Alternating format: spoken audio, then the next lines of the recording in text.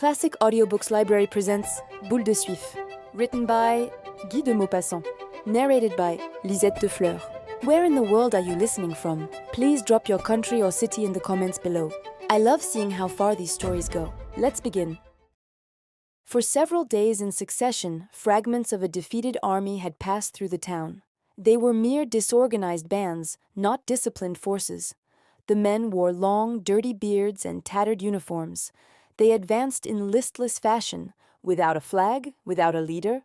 All seemed exhausted, worn out, incapable of thought or resolve, marching onward merely by force of habit, and dropping to the ground with fatigue the moment they halted. One saw in particular many enlisted men, peaceful citizens, men who lived quietly on their income, bending beneath the weight of their rifles, and little active volunteers, easily frightened but full of enthusiasm, as eager to attack as they were ready to take to flight. And amid these, a sprinkling of red-breeched soldiers, the pitiful remnant of a division cut down in a great battle. Somber artillerymen, side by side with nondescript foot soldiers, and here and there the gleaming helmet of a heavy-footed dragoon who had difficulty in keeping up with the quicker pace of the soldiers of the line. Legions of irregulars with high-sounding names, avengers of defeat, citizens of the tomb, brethren in death, passed in their turn, looking like banditti. Their leaders, former drapers or grain merchants, or tallow or soap chandlers, warriors by force of circumstances, officers by reason of their mustachios or their money, covered with weapons, flannel and gold lace, spoke in an impressive manner, discussed plans of campaign, and behaved as though they alone bore the fortunes of dying France on their braggart shoulders. Though in truth they frequently were afraid of their own men, scoundrels often brave beyond measure, but pillagers and debauchees. Rumor had it that the Prussians were about to enter Rouen. The members of the National Guard, who for the past 2 months had been reconnoitering with the utmost caution in the neighboring woods, occasionally shooting their own sentinels, and making ready for fight whenever a rabbit rustled in the undergrowth, had now returned to their homes. Their arms, their uniforms, all the death-dealing paraphernalia with which they had terrified all the milestones along the high road for 8 miles round, had suddenly and marvelously disappeared. The last of the French soldiers had just crossed the Seine on their way to Pont-Audemer, through Saint-Sever and Bourg-Achard, and in their rear the vanquished general, powerless to do aught with the forlorn remnants of his army, himself dismayed at the final overthrow of a nation accustomed to victory and disastrously beaten despite its legendary bravery, walked between 2 orderlies. Then a profound calm, a shuddering silent dread, settled on the city. Many a round-paunched citizen, emasculated by years devoted to business, anxiously awaited the conquerors, trembling lest his roasting jacks or kitchen knives should be looked upon as weapons. Life seemed to have stopped short. The shops were shut, the streets deserted. Now and then an inhabitant, awed by the silence, glided swiftly by in the shadow of the walls. The anguish of suspense made men even desire the arrival of the enemy. In the afternoon of the day following the departure of the French troops, a number of Uhlans, coming no one knew whence, passed rapidly through the town. A little later on, a black mass descended St. Catherine's Hill, while 2 other invading bodies appeared respectively on the Darnetal and the Bois Guillaume roads. The advance guards of the 3 corps arrived at precisely the same moment at the square of the Hôtel de Ville, and the German army poured through all the adjacent streets, its battalions making the pavement ring with their firm, measured tread. Orders shouted in an unknown, guttural tongue rose to the windows of the seemingly dead, deserted houses, while behind the fast-closed shutters eager eyes peered forth at the victor's masters now of the city, its fortunes and its lives by right of war. The inhabitants in their darkened rooms were possessed by that terror which follows in the wake of cataclysms, of deadly upheavals of the earth, against which all human skill and strength are vain. For the same thing happens whenever the established order of things is upset, when security no longer exists, when all those rights usually protected by the law of man or of nature are at the mercy of unreasoning, savage force. The earthquake crushing a whole nation under falling roofs, the flood let loose, and engulfing in its swirling depths the corpses of drowned peasants, along with dead oxen and beams torn from shattered houses. or the army, covered with glory, murdering those who defend themselves, making prisoners of the rest, pillaging in the name of the sword, and giving thanks to God to the thunder of cannon. All these are appalling scourges which destroy all belief in eternal justice, all that confidence we have been taught to feel in the protection of heaven and the reason of man. Small detachments of soldiers knocked at each door, and then disappeared within the houses, for the vanquished saw they would have to be civil to their conquerors. At the end of a short time, once the first terror had subsided, calm was again restored. In many houses, the Prussian officer ate at the same table with the family. He was often well-bred and, out of politeness, expressed sympathy with France and repugnance at being compelled to take part in the war. This sentiment was received with gratitude. Besides, his protection might be needful some day or other. By the exercise of tact, the number of men quartered in one's house might be reduced. And why should one provoke the hostility of a person on whom one's whole welfare depended? Such conduct would savor less of bravery than of foolhardiness. And foolhardiness is no longer a failing of the citizens of Rouen as it was in the days when their city earned renown by its heroic defenses. Last of all, final argument based on the national politeness, the folk of Rouen said to one another that it was only right to be civil in one's own house, provided there was no public exhibition of familiarity with the foreigner. Out of doors, therefore, citizen and soldier did not know each other, but in the house both chatted freely, and each evening the German remained a little longer, warming himself at the hospitable hearth. Even the town itself resumed by degrees its ordinary aspect.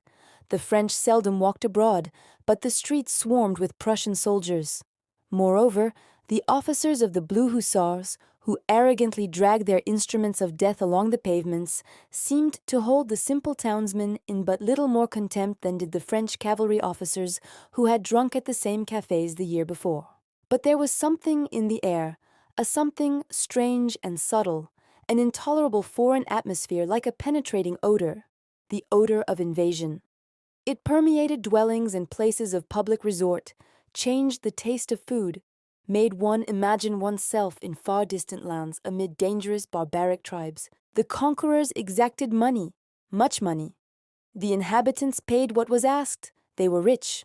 But the wealthier a Norman tradesman becomes, the more he suffers at having to part with anything that belongs to him, at having to see any portion of his substance pass into the hands of another. Nevertheless, within 6 or 7 miles of the town, along the course of the river as it flows onward to Croisset, Dieppedalle, and Biessart, boatmen and fishermen often hauled to the surface of the water the body of a German, bloated in his uniform, killed by a blow from knife or club, his head crushed by a stone, or perchance pushed from some bridge into the stream below.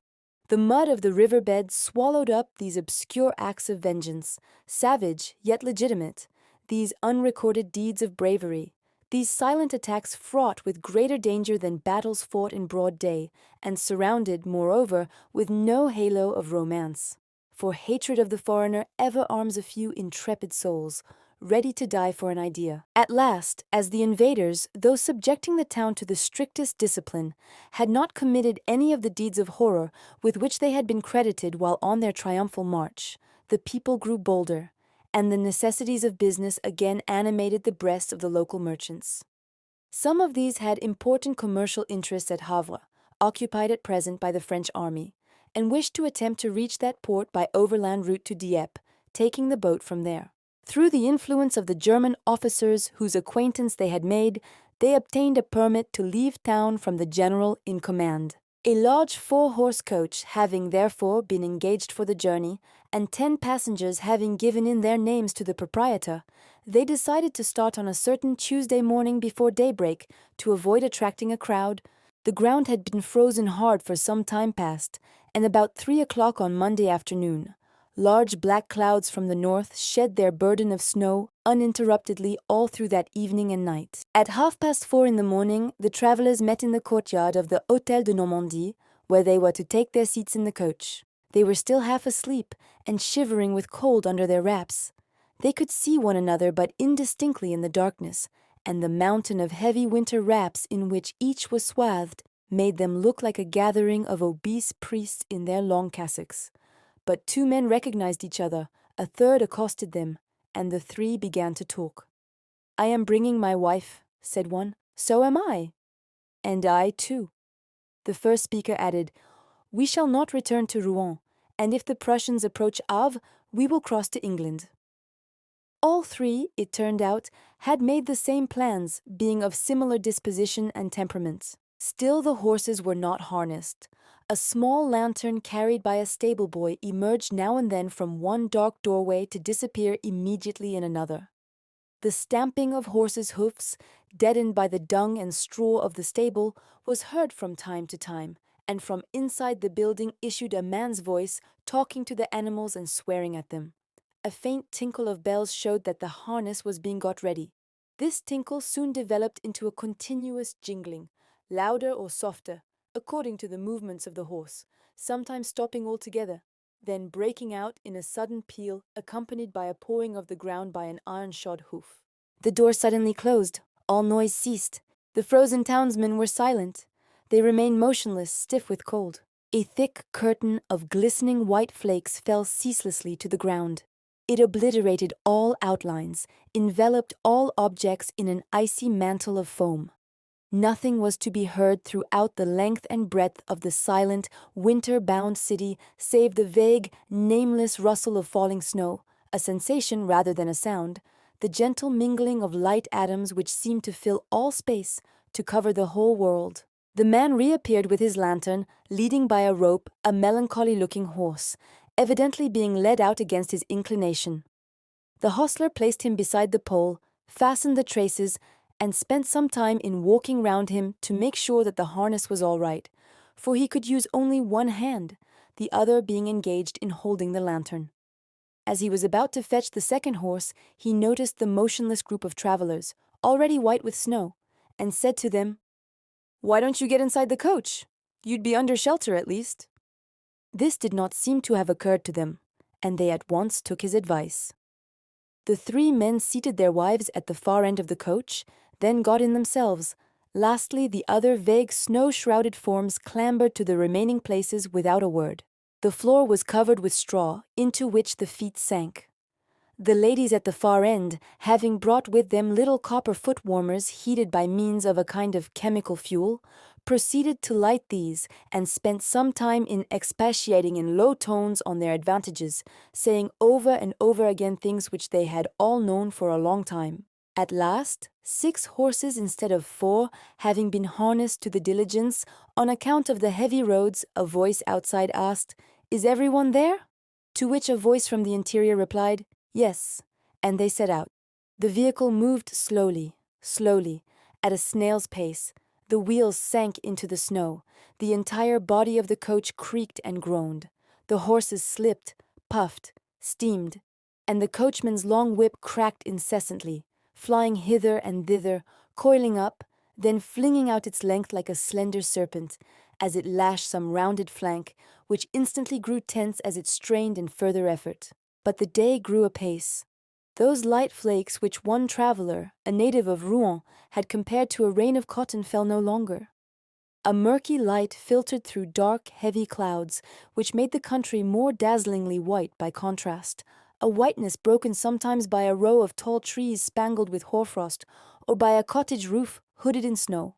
Within the coach the passengers eyed one another curiously in the dim light of dawn.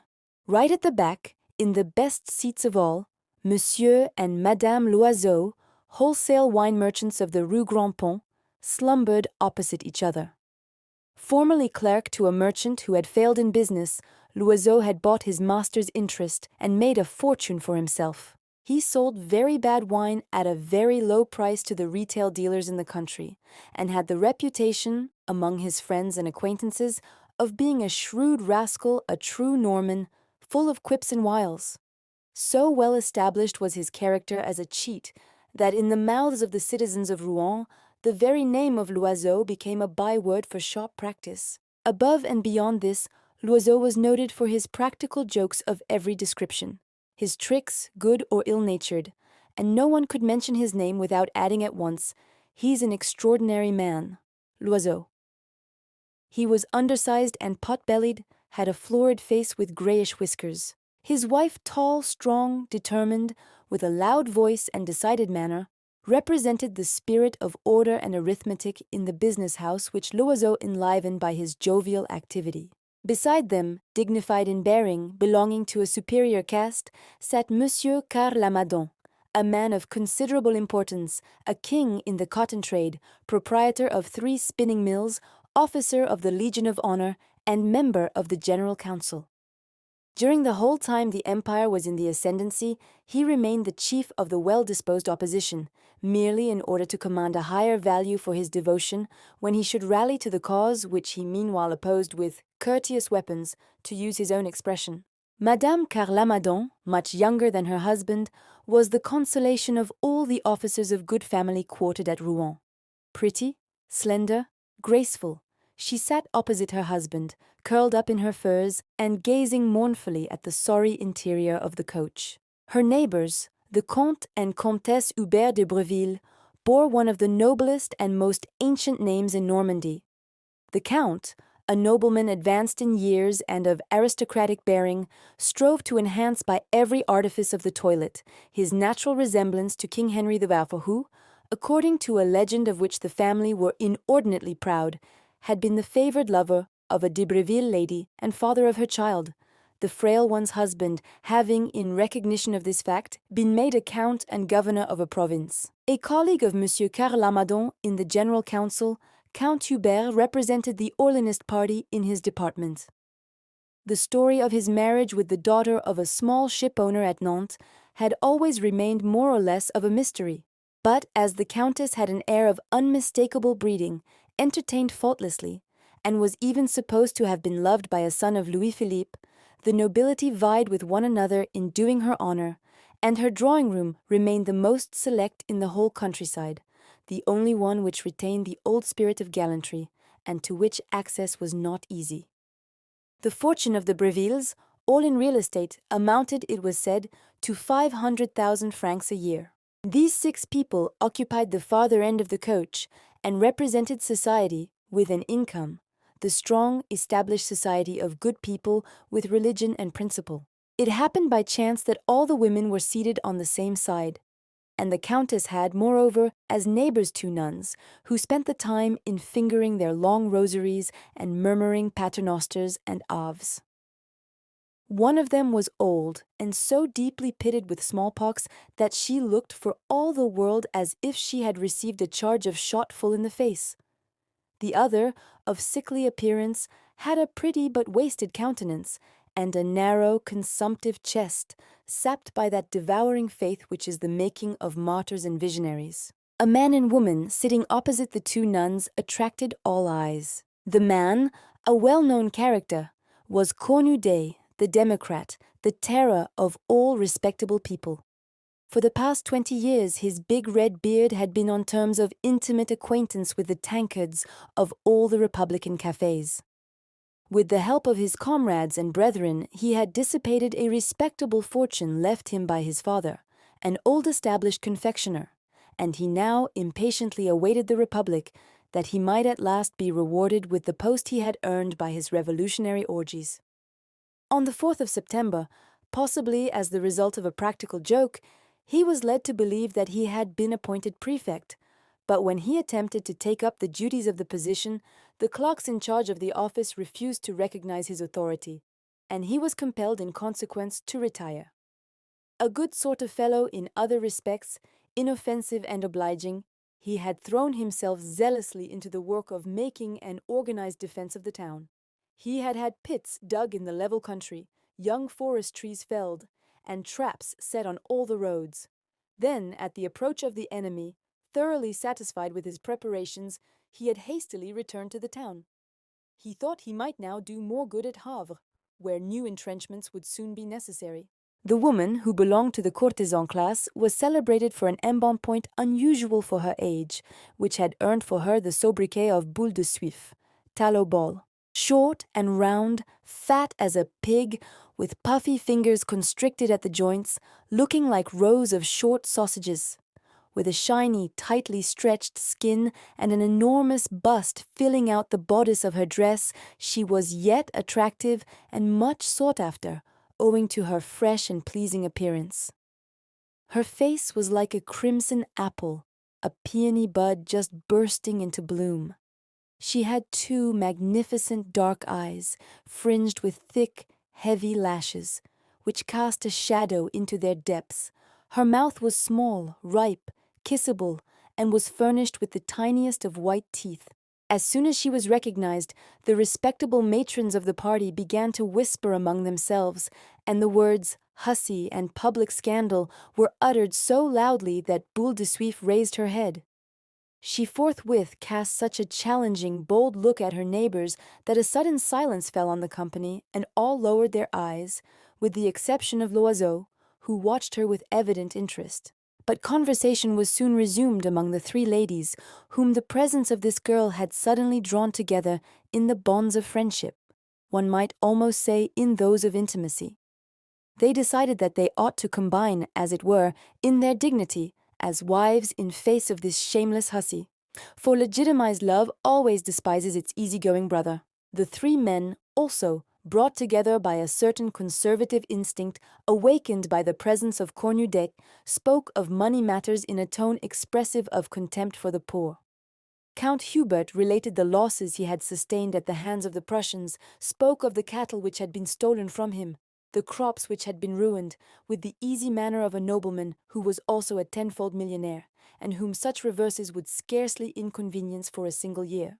Monsieur Carré-Lamadon, a man of wide experience in the cotton industry, had taken care to send 600,000 francs to England as provision against the rainy day he was always anticipating.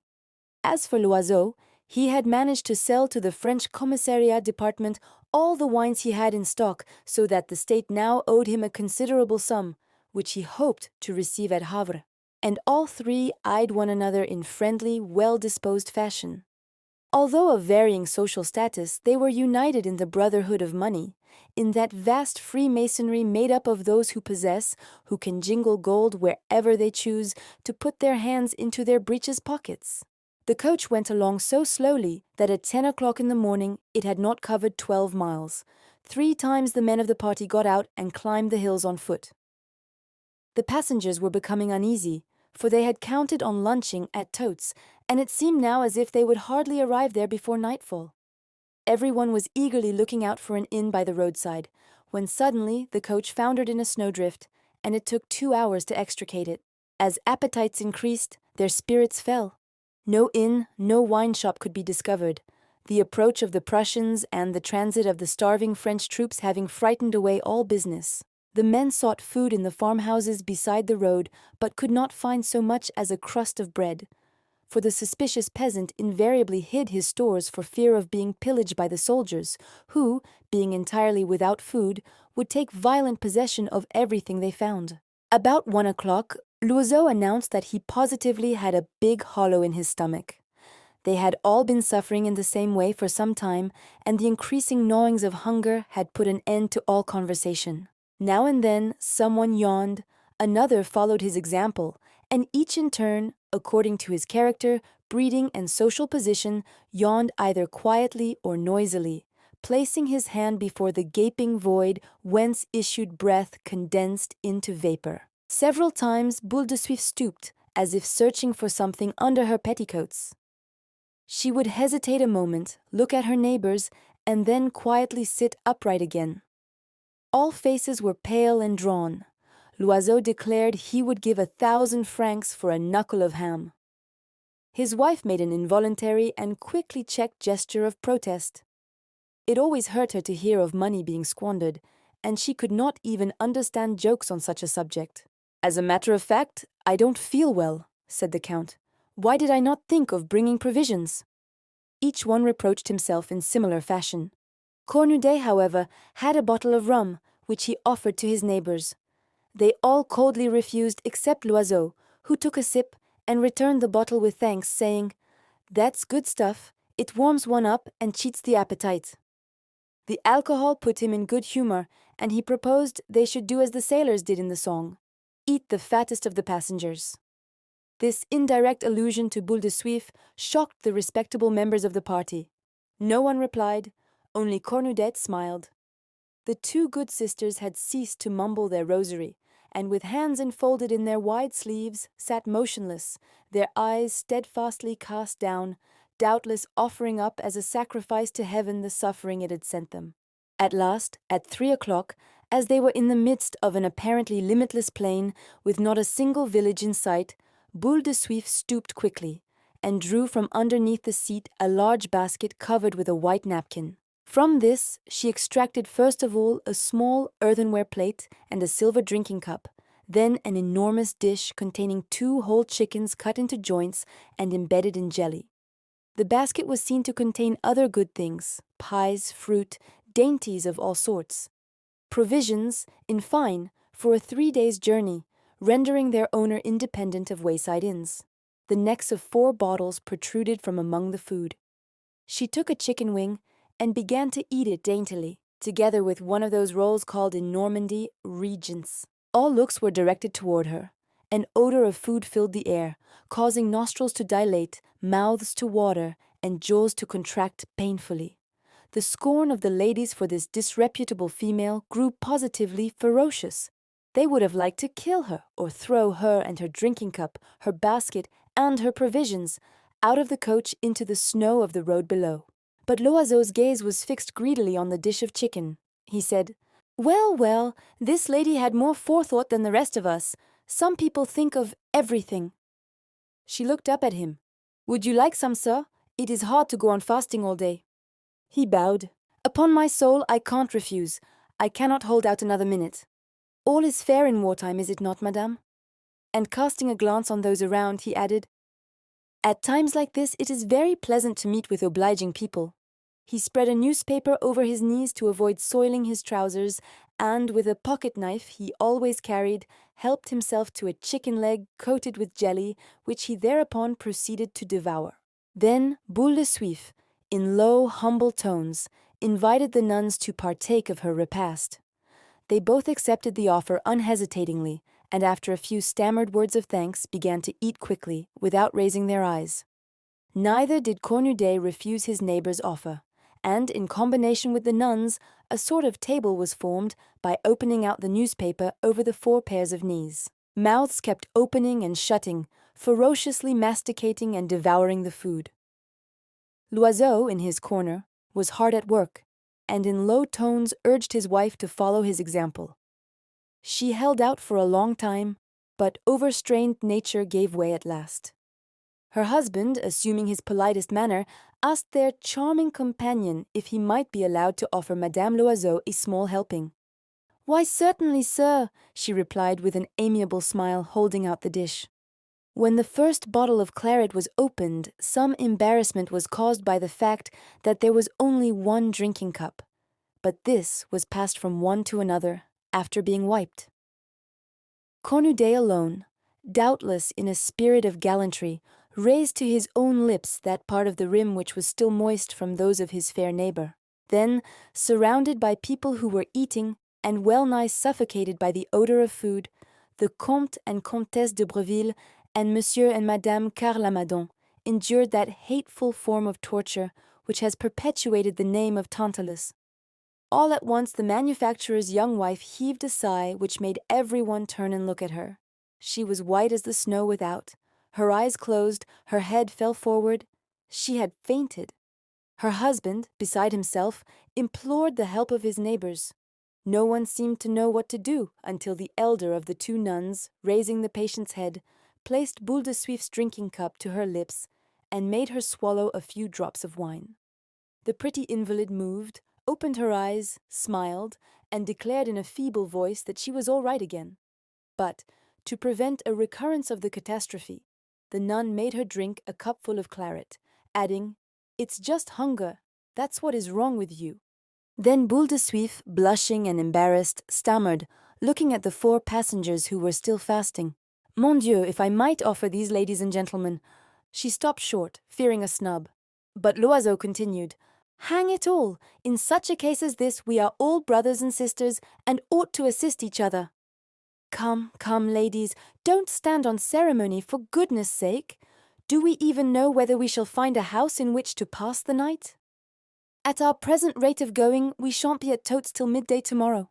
They hesitated, no one daring to be the first to accept. But the Count settled the question. He turned toward the abashed girl, and in his most distinguished manner said, "We accept gratefully, madame." As usual, it was only the first step that cost. This Rubicon once crossed, they set to work with a will. The basket was emptied. It still contained a pâte de foie gras, a lark pie, a piece of smoked tongue, crescent pears, Pont l'Evêque gingerbread, fancy cakes, and a cup full of pickled gherkins and onions. Boule de Suif, like all women, being very fond of indigestible things. They could not eat this girl's provisions without speaking to her. So they began to talk, stiffly at first, then, as she seemed by no means forward, with greater freedom. Mesdames de Breville and Karl Lamadon, who were accomplished women of the world, were gracious and tactful. The Countess especially displayed that amiable condescension characteristic of great ladies whom no contact with baser mortals can sully, and was absolutely charming. But the sturdy Madame Loiseau, who had the soul of a gendarme, continued morose, speaking little and eating much. Conversation naturally turned on the war. Terrible stories were told about the Prussians, deeds of bravery were recounted of the French, and all these people who were fleeing themselves were ready to pay homage to the courage of their compatriots. Personal experiences soon followed, and Boule de Suif related with genuine emotion, and with that warmth of language not uncommon in women of her class and temperament, how it came about that she had left Rouen. "I thought at first that I should be able to stay," she said. "My house was well stocked with provisions, and it seemed better to put up with feeding a few soldiers than to banish myself goodness knows where. But when I saw these Prussians, it was too much for me. My blood boiled with rage. I wept the whole day for very shame. Oh, if only I had been a man! I looked at them from my window, the fat swine with their pointed helmets, and my maid held my hands to keep me from throwing my furniture down on them. Then some of them were quartered on me. I flew at the throat of the first one who entered. They are just as easy to strangle as other men. And I'd have been the death of that one if I hadn't been dragged away from him by my hair. I had to hide after that. And as soon as I could get an opportunity, I left the place. And here I am." She was warmly congratulated. She rose in the estimation of her companions, who had not been so brave, and Cornudet listened to her with the approving and benevolent smile of an apostle, the smile a priest might wear in listening to a devotee praising God. For long-bearded Democrats of his type have a monopoly of patriotism, just as priests have a monopoly of religion. He held forth in turn, with dogmatic self-assurance, in the style of the proclamations daily pasted on the walls of the town, winding up with a specimen of stump oratory, in which he reviled that besotted fool of a Louis Napoleon. But Boule de Suif was indignant, for she was an ardent Bonapartist. She turned as red as a cherry, and stammered in her wrath, "I'd just like to have seen you in his place, you and your sort. There would have been a nice mix-up. Oh, yes, it was you who betrayed that man. It would be impossible to live in France if we were governed by such rascals as you." Cornudet, unmoved by this tirade, still smiled a superior, contemptuous smile, and one felt that high words were impending when the Count interposed and, not without difficulty, succeeded in calming the exasperated woman, saying that all sincere opinions ought to be respected. But the Countess and the manufacturer's wife, imbued with the unreasoning hatred of the upper classes for the Republic, and instinct, moreover, with the affection felt by all women for the pomp and circumstance of despotic government, were drawn, in spite of themselves, toward this dignified young woman, whose opinions coincided so closely with their own. The basket was empty.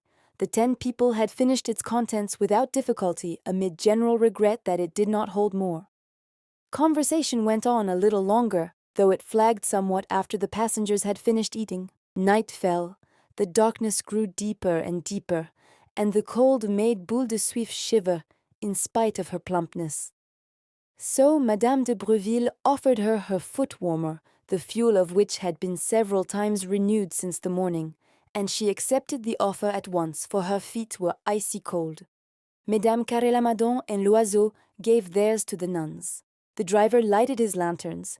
They cast a bright gleam on a cloud of vapor which hovered over the sweating flanks of the horses and on the roadside snow which seemed to unroll as they went along in the changing light of the lamps. All was now indistinguishable in the coach. But suddenly a movement occurred in the corner, occupied by Boule de Suif and Cornudet, and Loiseau, peering into the gloom, fancied he saw the big, bearded Democrat move hastily to one side, as if he had received a well-directed, though noiseless, blow in the dark. Tiny lights glimmered ahead. It was Totes. The coach had been on the road 11 hours, which, with the 3 hours allotted the horses in 4 periods for feeding and breathing, made 14. It entered the town and stopped before the Hôtel du Commerce. The coach door opened. A well-known noise made all the travellers start. It was the clanging of a scabbard on the pavement. Then a voice called out something in German. Although the coach had come to a standstill, no one got out. It looked as if they were afraid of being murdered the moment they left their seats. Thereupon the driver appeared, holding in his hand one of his lanterns, which cast a sudden glow on the interior of the coach, lighting up the double row of startled faces, mouths agape, and eyes wide open in surprise and terror. Beside the driver stood in the full light a German officer, a tall young man, fair and slender, tightly encased in his uniform like a woman in her corset, his flat, shiny cap tilted to one side of his head, making him look like an English hotel runner. His exaggerated mustache, long and straight, and tapering to a point at either end in a single blonde hair that could hardly be seen, seemed to weigh down the corners of his mouth and give a droop to his lips. In Alsatian French, he requested the travellers to alight, saying stiffly, "Kindly get down, ladies and gentlemen." The 2 nuns were the first to obey, manifesting the docility of holy women accustomed to submission on every occasion. Next appeared the Count and Countess, followed by the manufacturer and his wife, after whom came Loiseau, pushing his larger and better half before him. "Good day, sir," he said to the officer as he put his foot to the ground, acting on an impulse born of prudence rather than of politeness.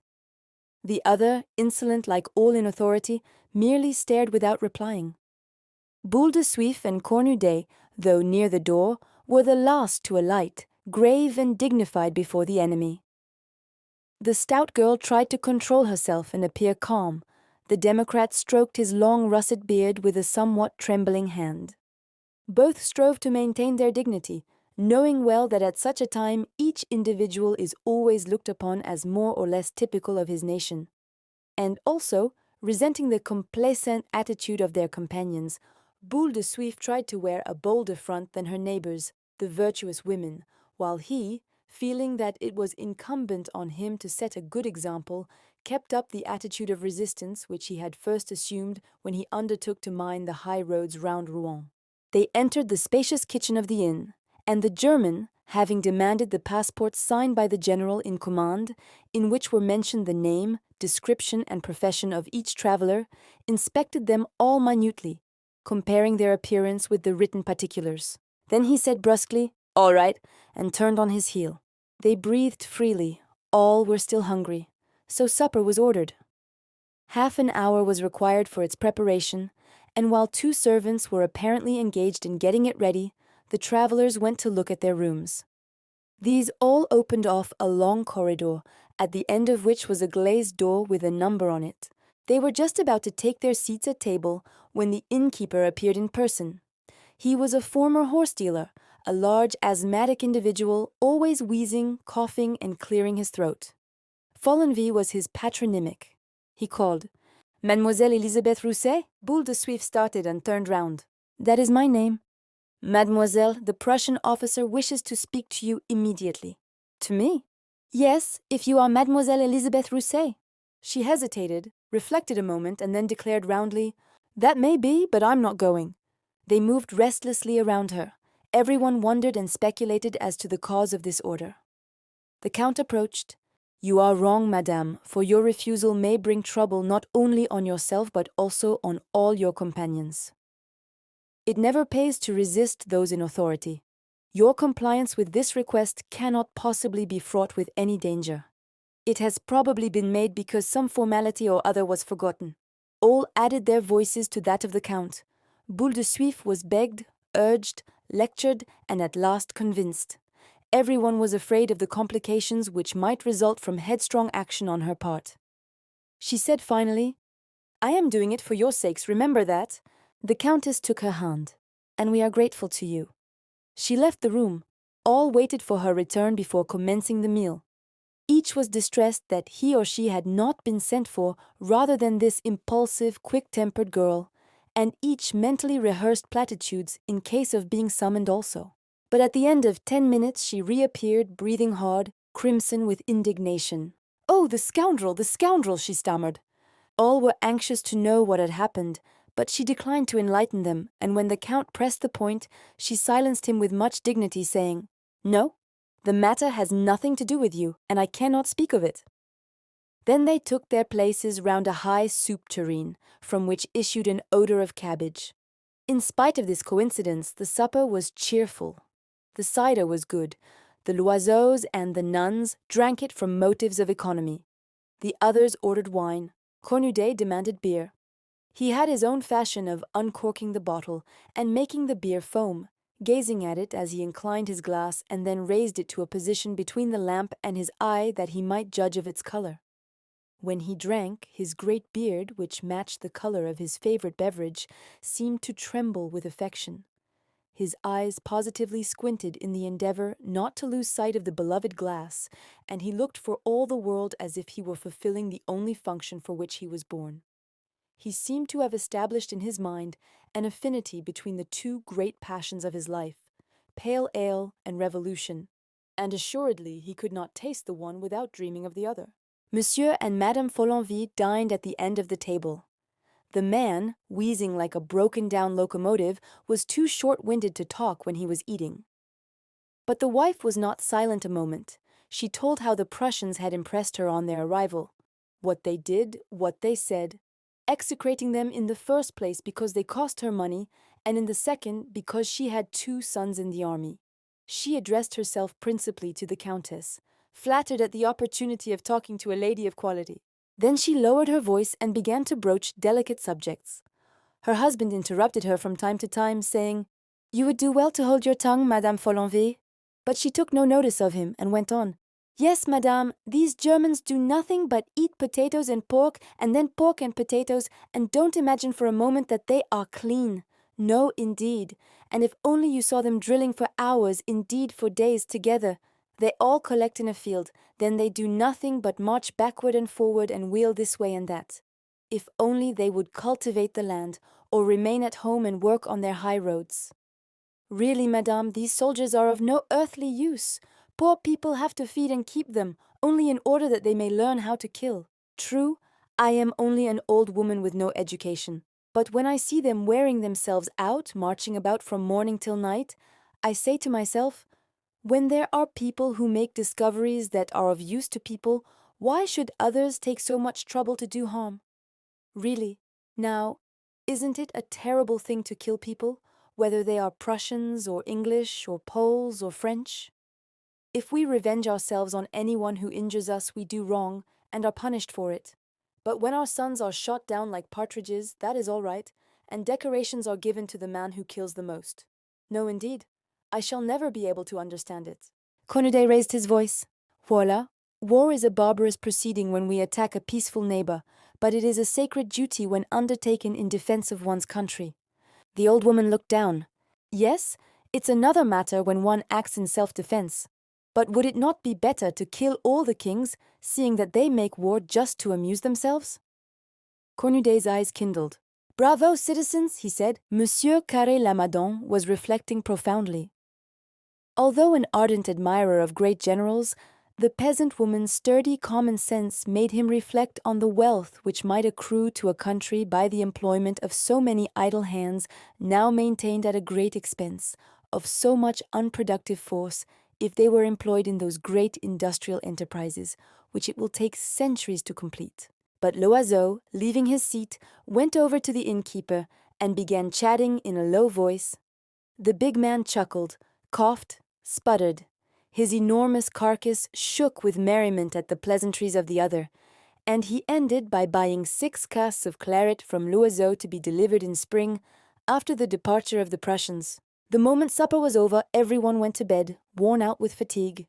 But Loiseau, who had been making his observations on the sly, sent his wife to bed, and amused himself by placing first his ear and then his eye to the bedroom keyhole in order to discover what he called the mysteries of the corridor. At the end of about an hour he heard a rustling, peeped out quickly, and caught sight of Boule de Suif, looking more rotund than ever in a dressing gown of blue cashmere trimmed with white lace. She held a candle in her hand and directed her steps to the numbered door at the end of the corridor. But one of the side doors was partly opened, and when, at the end of a few minutes, she returned, Cornudet, in his shirt-sleeves, followed her. They spoke in low tones, then stopped short. Boule de Suif seemed to be stoutly denying him admission to her room. Unfortunately, Loiseau could not at first hear what they said, but toward the end of the conversation they raised their voices, and he caught a few words. Cornudet was loudly insistent. "How silly you are! What does it matter to you?" he said. She seemed indignant and replied, "No, my good man, there are times when one doesn't do that sort of thing. Besides, in this place it would be shameful." Apparently he didn't understand and asked the reason. Then she lost her temper and her caution, and, raising her voice still higher, said, "Why? Can't you understand why? When there are Prussians in the house, perhaps even in the very next room." He was silent. The patriotic shame of this wanton, who would not suffer herself to be caressed in the neighborhood of the enemy, must have roused his dormant dignity, for after bestowing on her a simple kiss, he crept softly back to his room. Loiseau, much edified, capered round the bedroom before taking his place beside his slumbering spouse. Then silence reigned throughout the house. But soon there arose from some remote part, it might easily have been either cellar or attic, a stertorous, monotonous, regular snoring, a dull, prolonged rumbling, varied by tremors, like those of a boiler under pressure of steam. Monsieur Follenvie had gone to sleep. As they had decided on starting at 8 o'clock the next morning, every one was in the kitchen at that hour. But the coach, its roof covered with snow, stood by itself in the middle of the yard, without either horses or driver. They sought the latter in the stables, coach-houses, and barns, but in vain. So the men of the party resolved to scour the country for him, and sallied forth. They found themselves in the square, with the church at the farther side, and to right and left low-roofed houses where there were some Prussian soldiers. The first soldier they saw was peeling potatoes. The second, farther on, was washing out a barber's shop. An other, bearded to the eyes, was fondling a crying infant, and dandling it on his knees to quiet it. And the stout peasant women, whose menfolk were for the most part at the war, were, by means of signs, telling their obedient conquerors what work they were to do: chop wood, prepare soup, grind coffee.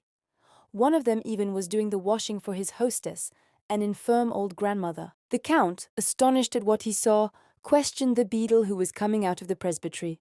The old man answered, "Oh, those men are not at all a bad sort. They are not Prussians, I am told. They come from somewhere farther off. I don't exactly know where. And they have all left wives and children behind them. They are not fond of war either, you may be sure. I am sure they are mourning for the men where they come from, just as we do here. And the war causes them just as much unhappiness as it does us. As a matter of fact, things are not so very bad here just now, because the soldiers do no harm and work just as if they were in their own homes. You see, sir, poor folk always help one another. It is the great ones of this world who make war." Cornudet, indignant at the friendly understanding established between conquerors and conquered, withdrew, preferring to shut himself up in the inn. "They are repeopling the country," jested Loiseau. "They are undoing the harm they have done," said Monsieur Carrelamadon gravely. But they could not find the coach-driver.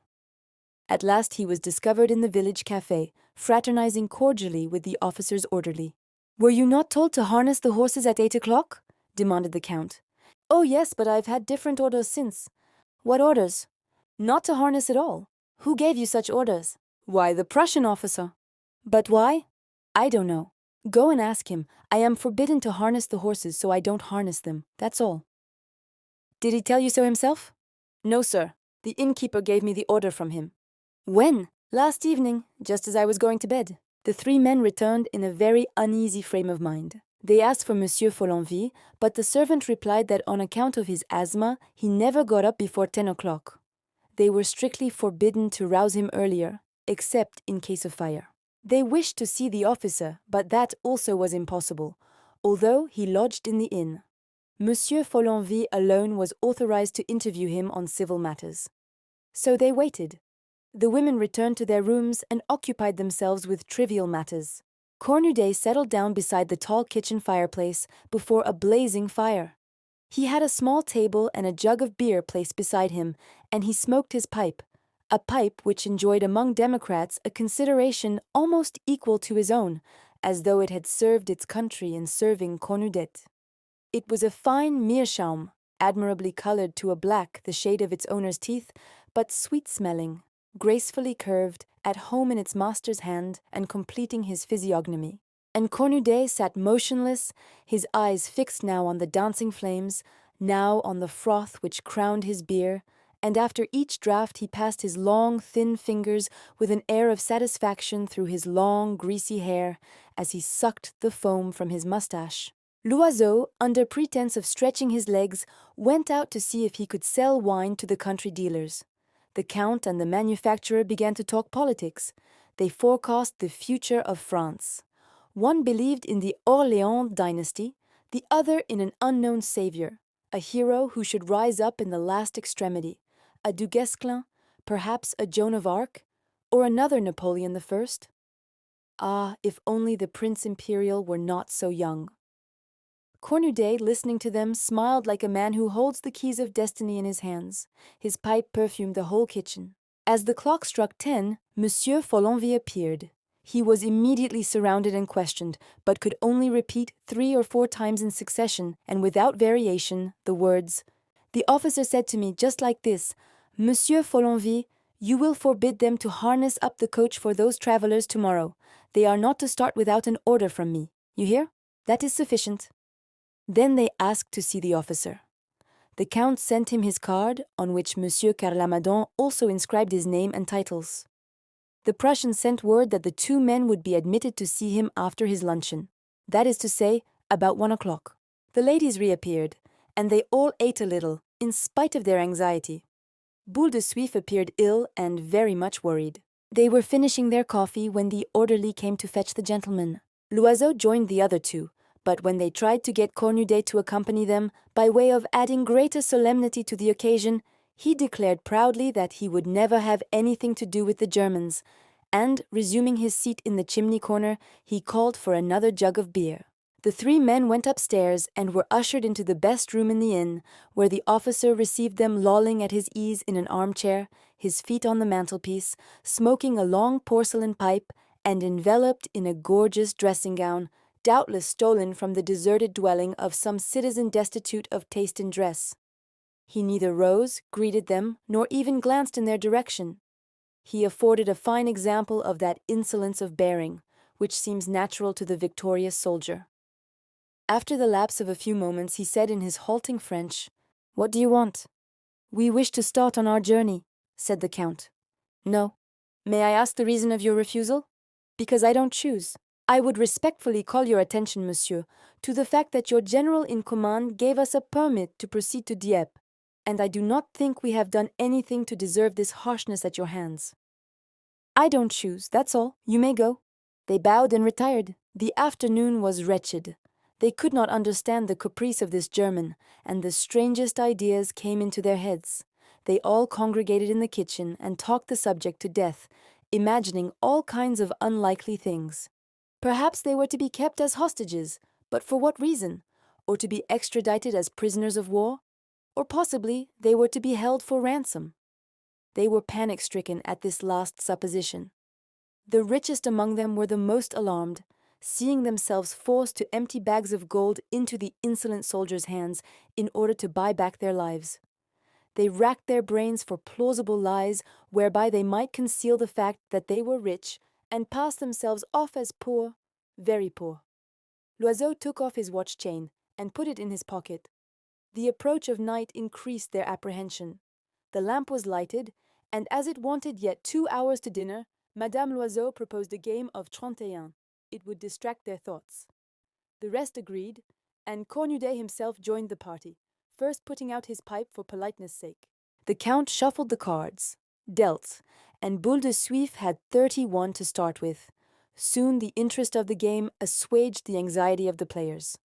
But Cornudet noticed that Loiseau and his wife were in league to cheat. They were about to sit down to dinner when Monsieur Follenvie appeared and in his grating voice announced, "The Prussian officer sends to ask Mademoiselle Elisabeth Rousset if she has changed her mind yet." Boule de Suif stood still, pale as death. Then suddenly turning crimson with anger, she gasped out, "Kindly tell that scoundrel, that cur, that carrion of a Prussian, that I will never consent, you understand? Never, never, never." The fat innkeeper left the room. Then Boule de Suif was surrounded, questioned, entreated on all sides to reveal the mystery of her visit to the officer. She refused at first, but her wrath soon got the better of her. "What does he want? He wants to make me his mistress," she cried. No one was shocked at the word, so great was the general indignation. Cornudet broke his jug as he banged it down on the table. A loud outcry arose against this base soldier. All were furious. They drew together in common resistance against the foe, as if some part of the sacrifice exacted of Boule de Suif had been demanded of each. The Count declared with supreme disgust that those people behaved like ancient barbarians. The women, above all, manifested a lively and tender sympathy for Boule de Suif. The nuns, who appeared only at meals, cast down their eyes and said nothing. They dined, however, as soon as the first indignant outburst had subsided, but they spoke little and thought much. The ladies went to bed early, and the men, having lighted their pipes, proposed a game of écarté, in which Monsieur Follenvie was invited to join, the travellers hoping to question him skillfully as to the best means of vanquishing the officer's obduracy. But he thought of nothing but his cards, would listen to nothing, reply to nothing, and repeated time after time, "Attend to the game, gentlemen, attend to the game." So absorbed was his attention that he even forgot to expectorate. The consequence was that his chest gave forth rumbling sounds like those of an organ. His wheezing lungs struck every note of the asthmatic scale, from deep, hollow tones to a shrill, hoarse piping resembling that of a young cock trying to crow. He refused to go to bed when his wife, overcome with sleep, came to fetch him. So she went off alone, for she was an early bird, always up with the sun, while he was addicted to late hours, ever ready to spend the night with friends. He merely said, "Put my eggnog by the fire," and went on with the game. When the other men saw that nothing was to be got out of him, they declared it was time to retire, and each sought his bed. They rose fairly early the next morning, with a vague hope of being allowed to start, a greater desire than ever to do so, and a terror at having to spend another day in this wretched little inn. Alas, the horses remained in the stable, the driver was invisible. They spent their time, for want of something better to do, in wandering round the coach. Luncheon was a gloomy affair, and there was a general coolness toward Boule de Suif, for night, which brings counsel, had somewhat modified the judgment of her companions. In the cold light of the morning, they almost bore a grudge against the girl for not having secretly sought out the Prussian, that the rest of the party might receive a joyful surprise when they awoke. What more simple? Besides, who would have been the wiser? She might have saved appearances by telling the officer that she had taken pity on their distress. Such a step would be of so little consequence to her. But no one as yet confessed to such thoughts. In the afternoon, seeing that they were all bored to death, the Count proposed a walk in the neighborhood of the village. Each one wrapped himself up well, and the little party set out, leaving behind only Cornudet, who preferred to sit over the fire, and the two nuns who were in the habit of spending their day in the church or at the presbytery. The cold, which grew more intense each day, almost froze the noses and ears of the pedestrians. Their feet began to pain them so that each step was a penance, and when they reached the open country, it looked so mournful and depressing in its limitless mantle of white that they all hastily retraced their steps, with bodies benumbed and hearts heavy. The 4 women walked in front, and the 3 men followed a little in their rear. Loiseau, who saw perfectly well how matters stood, asked suddenly if that trollop were going to keep them waiting much longer in this God-forsaken spot. The Count, always courteous, replied that they couldn't exact so painful a sacrifice from any woman, and that the first move must come from herself. Monsieur Carré-Lamadon remarked that if the French, as they talked of doing, made a counterattack by way of Dieppe, their encounter with the enemy must inevitably take place at Totes. This reflection made the other two anxious. "Supposing we escape on foot?" said Loiseau. The Count shrugged his shoulders. "How can you think of such a thing, in this snow? And with our wives? Besides, we should be pursued at once, overtaken in 10 minutes, and brought back as prisoners at the mercy of the soldiery." This was true enough. They were silent. The ladies talked of dress, but a certain constraint seemed to prevail among them. Suddenly, at the end of the street, the officer appeared. His tall, wasp-like, uniform figure was outlined against the snow which bounded the horizon, and he walked, knees apart, with that motion peculiar to soldiers, who are always anxious not to soil their carefully polished boots. He bowed as he passed the ladies, then glanced scornfully at the men, who had sufficient dignity not to raise their hats, though Loiseau made a movement to do so. Boule de Suif flushed crimson to the ears, and the three married women felt unutterably humiliated at being met thus by the soldier, in company with the girl whom he had treated with such scant ceremony. Then they began to talk about him, his figure, and his face. Madame Carré-Lamadon, who had known many officers and judged them as a connoisseur, thought him not at all bad-looking. She even regretted that he was not a Frenchman, because in that case he would have made a very handsome hussar, with whom all the women would assuredly have fallen in love. When they were once more within doors, they did not know what to do with themselves. Sharp words even were exchanged apropos of the merest trifles. The silent dinner was quickly over, and each one went to bed early in the hope of sleeping, and thus killing time. They came down next morning with tired faces and irritable tempers. The women scarcely spoke to Boule de Suif. A church bell summoned the faithful to a baptism. Boule de Suif had a child being brought up by peasants at Yvetot. She did not see him once a year and never thought of him, but the idea of the child who was about to be baptized induced a sudden wave of tenderness for her own, and she insisted on being present at the ceremony. As soon as she had gone out, the rest of the company looked at one another and then drew their chairs together, for they realized that they must decide on some course of action. Loiseau had an inspiration. He proposed that they should ask the officer to detain Boule de Suif only, and to let the rest depart on their way. Monsieur Follenvie was entrusted with this commission, but he returned to them almost immediately. The German, who knew human nature, had shown him the door.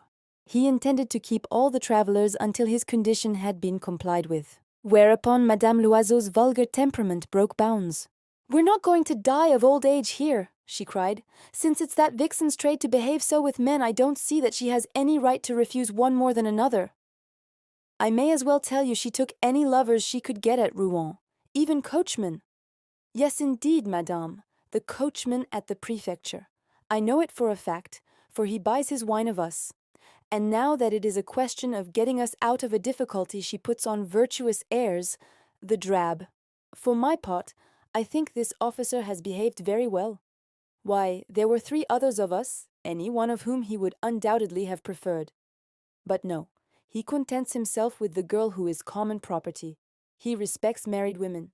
Just think, he is master here. He had only to say, 'I wish it,' and he might have taken us by force with the help of his soldiers." The 2 other women shuddered. The eyes of pretty Madame Carré-Lamadon glistened, and she grew pale, as if the officer were indeed in the act of laying violent hands on her. The men, who had been discussing the subject among themselves, drew near.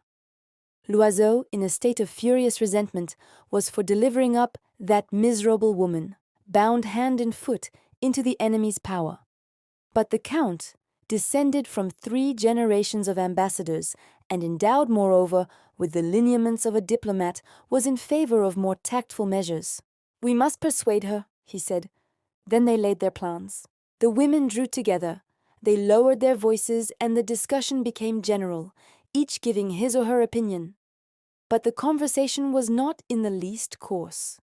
The ladies, in particular, were adepts at delicate phrases and charming subtleties of expression to describe the most improper things. A stranger would have understood none of their allusions, so guarded was the language they employed. But, seeing that the thin veneer of modesty with which every woman of the world is furnished goes but a very little way below the surface, they began rather to enjoy this unedifying episode, and at bottom were hugely delighted, feeling themselves in their element, furthering the schemes of lawless love with the gusto of a gourmand cook who prepares supper for another. Their gaiety returned of itself, so amusing at last did the whole business seem to them. The Count uttered several rather risky witticisms, but so tactfully were they said that his audience could not help smiling. Loiseau, in turn, made some considerably broader jokes, but no one took offence, and the thought expressed with such brutal directness by his wife was uppermost in the minds of all. Since it's the girl's trade, why should she refuse this man more than another? Dainty Madame Carl Lamadon seemed to think even that in Boule de Suif's place she would be less inclined to refuse him than another. The blockade was as carefully arranged as if they were investing a fortress. Each agreed on the role which he or she was to play, the arguments to be used, the maneuvers to be executed. They decided on the plan of campaign, the stratagems they were to employ, and the surprise attacks which were to reduce this human citadel and force it to receive the enemy within its walls. But Cornudet remained apart from the rest, taking no share in the plot. So absorbed was the attention of all that Boule de Suif's entrance was almost unnoticed, but the Count whispered a gentle "Hush!" which made the others look up. She was there. They suddenly stopped talking, and a vague embarrassment prevented them for a few moments from addressing her. But the Countess, more practiced than the others in the wiles of the drawing-room, asked her, "Was the baptism interesting?" The girl, still under the stress of emotion, told what she had seen and heard, described the faces, the attitudes of those present, and even the appearance of the church. She concluded with the words, "It does one good to pray sometimes." Until lunchtime the ladies contented themselves with being pleasant to her, so as to increase her confidence and make her amenable to their advice. As soon as they took their seats at table, the attack began. First they opened a vague conversation on the subject of self-sacrifice. Ancient examples were quoted, Judith and Holofernes, then, irrationally enough, Lucrece and Sextus, Cleopatra and the hostile generals whom she reduced to abject slavery by a surrender of her charms. Next was recounted an extraordinary story, born of the imagination of these ignorant millionaires, which told how the matrons of Rome seduced Hannibal, his lieutenants, and all his mercenaries at Capua. They held up to admiration all those women who from time to time have arrested the victorious progress of conquerors, made of their bodies a field of battle, a means of ruling, a weapon, who have vanquished by their heroic caresses hideous or detested beings, and sacrificed their chastity to vengeance and devotion. All was said with due restraint and regard for propriety, the effect heightened now and then by an outburst of forced enthusiasm calculated to excite emulation. A listener would have thought at last that the one role of woman on earth was a perpetual sacrifice of her person, a continual abandonment of herself to the caprices of a hostile soldiery. The two nuns seemed to hear nothing and to be lost in thought. Boule de Suif also was silent. During the whole afternoon she was left to her reflections. But instead of calling her Madame, as they had done hitherto, her companions addressed her simply as Mademoiselle, without exactly knowing why, but as if desirous of making her descend a step in the esteem she had won, and forcing her to realize her degraded position. Just as soup was served, Monsieur Follenvie reappeared, repeating his phrase of the evening before. "The Prussian officer sends to ask if Mademoiselle Elisabeth Rousset has changed her mind." Boule de Suif answered briefly, "No, monsieur." But at dinner the coalition weakened. Loiseau made 3 unfortunate remarks. Each was cudgeling his brains for further examples of self-sacrifice, and could find none, when the Countess, possibly without ulterior motive, and moved simply by a vague desire to do homage to religion, began to question the elder of the 2 nuns on the most striking facts in the lives of the saints. Now it fell out that many of these had committed acts which would be crimes in our eyes, but the Church readily pardons such deeds when they are accomplished for the glory of God or the good of mankind. This was a powerful argument, and the Countess made the most of it. Then, whether by reason of a tacit understanding, a thinly veiled act of complacence, such as those who wear the ecclesiastical habit excel in, or whether merely as the result of sheer stupidity, a stupidity admirably adapted to further their designs, the old nun rendered formidable aid to the conspirator. They had thought her timid, she proved herself bold, talkative, bigoted. She was not troubled by the ins and outs of casuistry. Her doctrines were as iron bars, her faith knew no doubts, her conscience no scruples. She looked on Abraham's sacrifice as natural enough, for she herself would not have hesitated to kill both father and mother if she had received a divine order to that effect, and nothing, in her opinion, could displease our Lord, provided the motive were praiseworthy. The Countess, putting to good use the consecrated authority of her unexpected ally, led her on to make a lengthy and edifying paraphrase of that axiom enunciated by a certain school of moralists: "The end justifies the means." "Then, sister," she asked, "you think God accepts all methods and pardons the act when the motive is pure?" "Undoubtedly, madame. An action reprehensible in itself often derives merit from the thought which inspires it." And in this wise they talked on, fathoming the wishes of God, predicting his judgments, describing him as interested in matters which assuredly concern him but little. All was said with the utmost care and discretion, but every word uttered by the holy woman in her nun's garb weakened the indignant resistance of the courtesan. Then the conversation drifted somewhat, and the nun began to talk of the convents of her order, of her superior, of herself, and of her fragile little neighbor, Sister Saint Nicephore. They had been sent for from Havre to nurse the hundreds of soldiers who were in hospitals, stricken with smallpox. She described these wretched invalids and their malady, and while they themselves were detained on their way by the caprices of the Prussian officer, scores of Frenchmen might be dying, whom they would otherwise have saved. For the nursing of soldiers was the old nun's specialty. She had been in the Crimea, in Italy, in Austria, and as she told the story of her campaigns, she revealed herself as one of those holy sisters of the fife and drum who seemed designed by nature to follow camps, to snatch the wounded from amid the strife of battle, and to quell with a word, more effectually than any general, the rough and insubordinate troopers. A masterful woman, her seamed and pitted face itself an image of the devastations of war. No one spoke when she had finished for fear of spoiling the excellent effect of her words. As soon as the meal was over, the travelers retired to their rooms, whence they emerged the following day at a late hour of the morning. Luncheon passed off quietly. The seed sown the preceding evening was being given time to germinate and bring forth fruit. In the afternoon, the Countess proposed a walk. Then the Count, as had been arranged beforehand, took Boule de Suif's arm and walked with her at some distance behind the rest. He began talking to her in that familiar, paternal, slightly contemptuous tone which men of his class adopt in speaking to women like her, calling her "my dear child," and talking down to her from the height of his exalted social position and stainless reputation. He came straight to the point.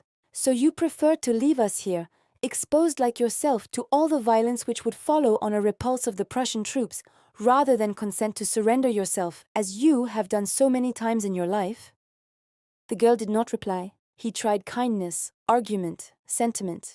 He still bore himself as Count, even while adopting, when desirable, an attitude of gallantry and making pretty, nay, even tender, speeches. He exalted the service she would render them, spoke of their gratitude, then suddenly, using the familiar "thou," and you know, my dear, he could boast then of having made a conquest of a pretty girl such as he won't often find in his own country.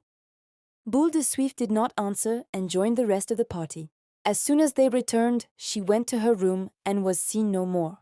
The general anxiety was at its height. What would she do?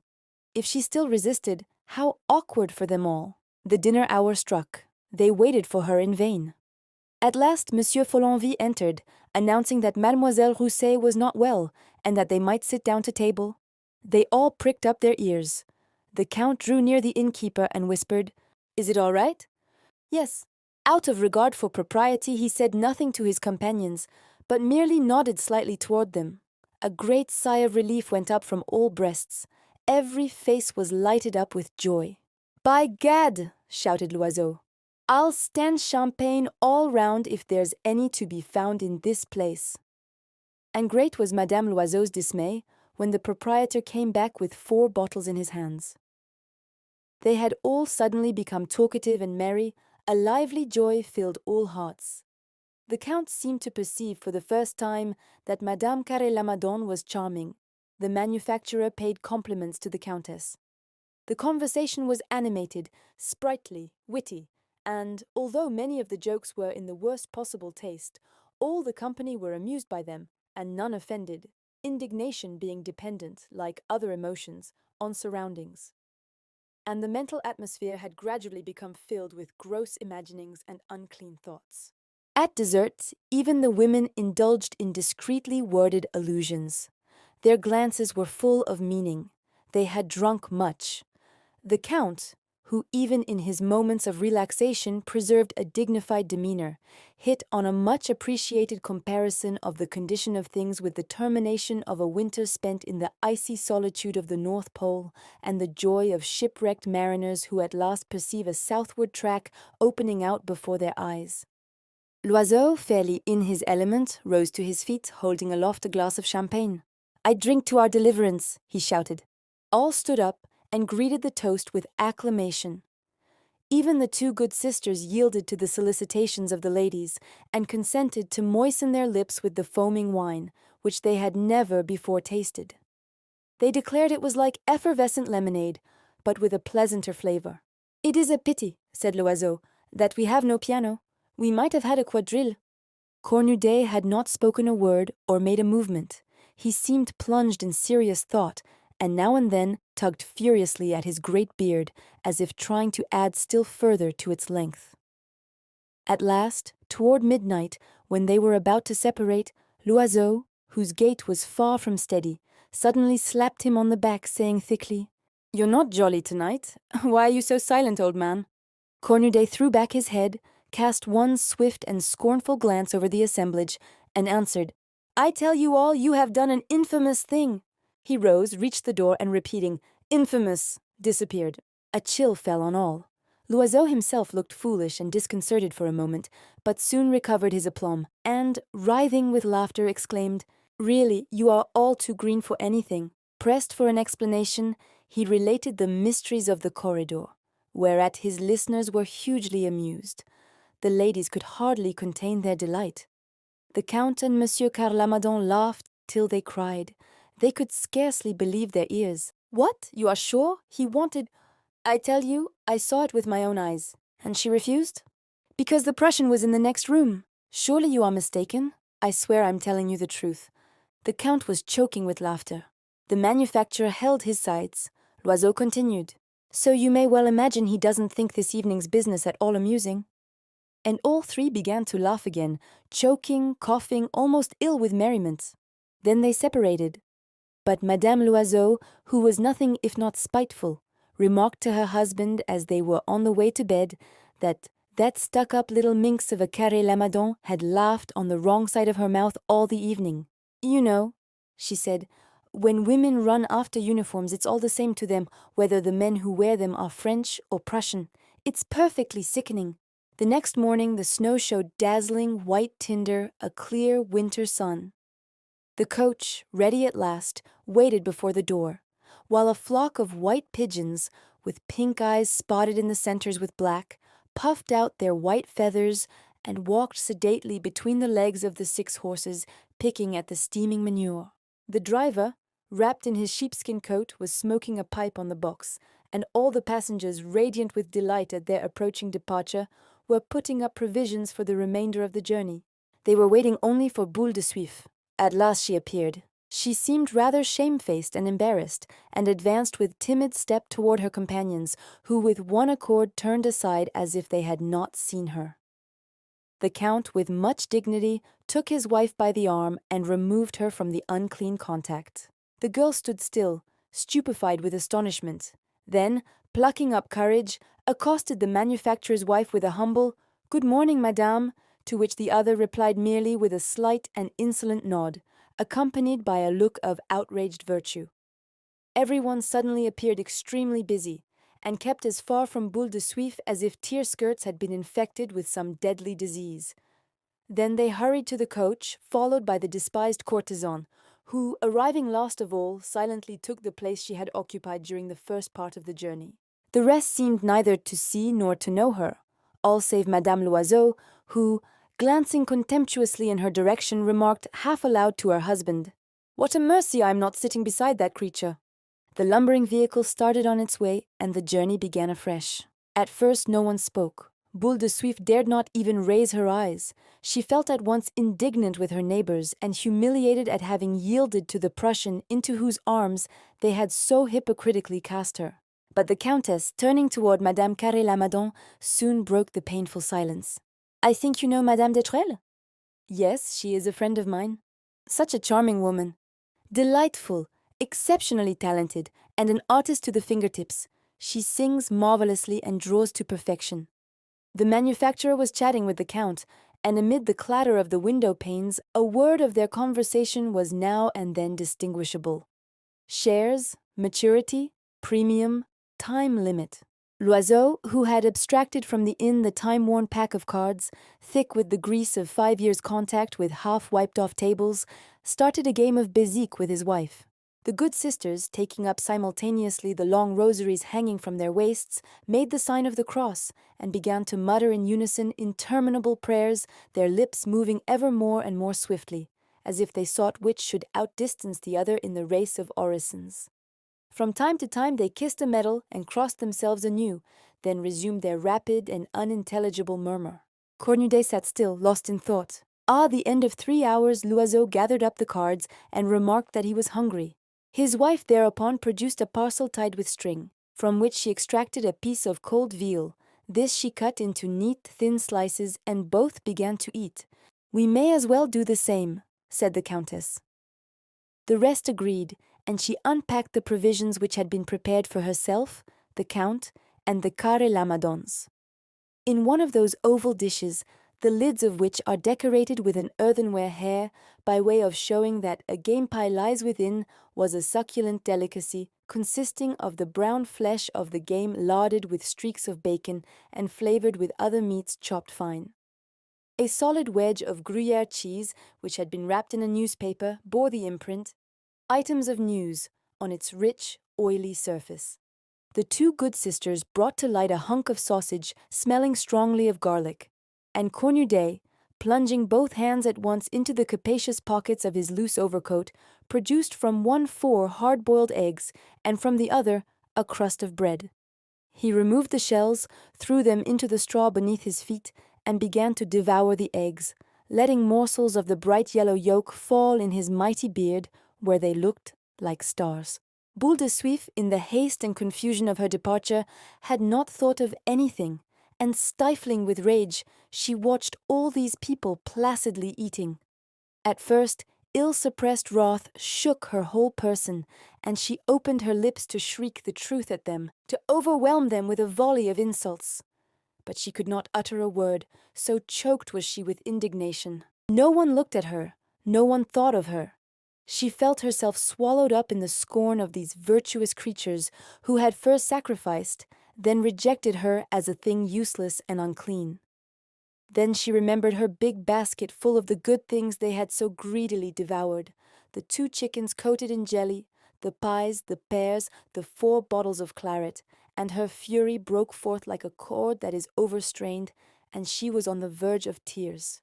She made terrible efforts at self-control, drew herself up, swallowed the sobs which choked her. But the tears rose nevertheless, shone at the brink of her eyelids, and soon 2 heavy drops coursed slowly down her cheeks. Others followed more quickly, like water filtering from a rock, and fell, one after another, on her rounded bosom. She sat upright with a fixed expression, her face pale and rigid, hoping desperately that no one saw her give way. But the Countess noticed that she was weeping, and with a sign drew her husband's attention to the fact. He shrugged his shoulders as if to say, "Well, what of it? It's not my fault." Madame Loiseau chuckled triumphantly and murmured, "She's weeping for shame. The two nuns had betaken themselves once more to their prayers, first wrapping the remainder of their sausage in paper. Then Cornudet, who was digesting his eggs, stretched his long legs under the opposite seat, threw himself back, folded his arms, smiled like a man who had just thought of a good joke, and began to whistle the Marseillaise. The faces of his neighbors clouded. The popular air evidently did not find favor with them. They grew nervous and irritable and seemed ready to howl as a dog does at the sound of a barrel organ. Cornudet saw the discomfort he was creating and whistled the louder. Sometimes he even hummed the words. The coach progressed more swiftly, the snow being harder now, and all the way to Dieppe during the long, dreary hours of the journey, first in the gathering dusk, then in the thick darkness, raising his voice above the rumbling of the vehicle, Cornudet continued with fierce obstinacy his vengeful and monotonous whistling, forcing his weary and exasperated hearers to follow the song from end to end, to recall every word of every line as each was repeated over and over again with untiring persistency. And Boule de Suif still wept, and sometimes a sob she could not restrain was heard in the darkness between two verses of the song. Amour sacre de la patrie, conduis, soutiens, nos braves vengeurs, liberté, liberté chérie, combats avec tes défenseurs. This concludes the end of the story. Thank you for listening to Classic Audiobooks Library. To hear more free stories like this, be sure to subscribe and turn on notifications. We hope you'll join us again for more timeless stories and original works. Until next time.